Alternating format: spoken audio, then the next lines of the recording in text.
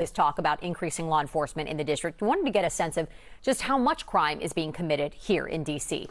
The News 4 I-Teams and Ted Oberg is digging into this for us for more context. Ted joins us now to sort of fill out the picture. Ted? Yeah, Erica, this has been an interesting week when it comes to talking about crime in D.C. Remember, President Trump says on yesterday, in the Oval Office that crime in D.C. is ridiculous. Tuesday, on his Truth Social, he said crime in Washington, D.C. is totally out of control.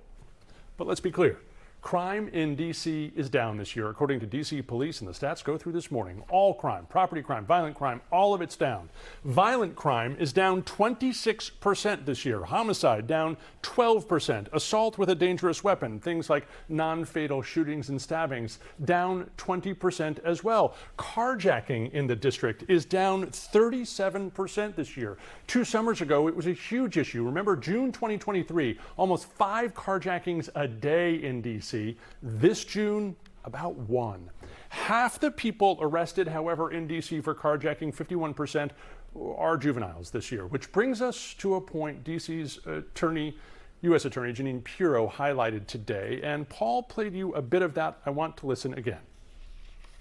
We're seeing far too much crime being committed by young people, 14, 15, 16, 17 years old, that I can't get my hands on.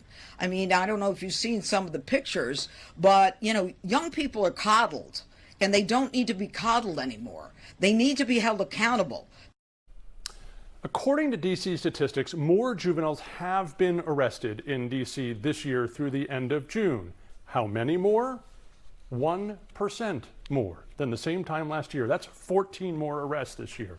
And without changing D.C. laws, the U.S. Attorney's Office, Jeanine Pirro's office, can prosecute juveniles. 16 and 17-year-olds can be charged by her office simply if it decides to do so for serious violent crimes. Murder, rape, burglary, armed robbery, and other crimes can be moved to adult court committed allegedly by 16 and 17-year-olds after a hearing. 15-year-olds in D.C. can be prosecuted as adults as well if a judge says they can't be rehabilitated by the juvenile system. The law prohibits children in D.C. 14 and below from being charged as an adult. In a letter to the D.C. Council yesterday, Pirro asked Council to reconsider a few D.C. laws that are, in her words, detrimental to public safety here. The Second Chance Act, D.C.'s Second Look Act, and the Youth Rehabilitation Act. That third one is the only one that would directly impact current juvenile cases by possibly increasing sentences for young people. The others deal with changes well after sentences are imposed. Right. So when they're talking about changes, Ted, it's that age group then, those 14 and younger, would be the most impacted then? You know, Paul tried to pin down the U.S. Attorney Jeanine Pirro on exactly the changes she wants. It was not quite clear exactly the changes she wants. It does seem that she is focused on this juvenile crime, which they say is climbing here in the district. The stats would, true, but not climbing by a lot. All right, our Ted Oberg live for us this afternoon in the studio. Ted, thank you.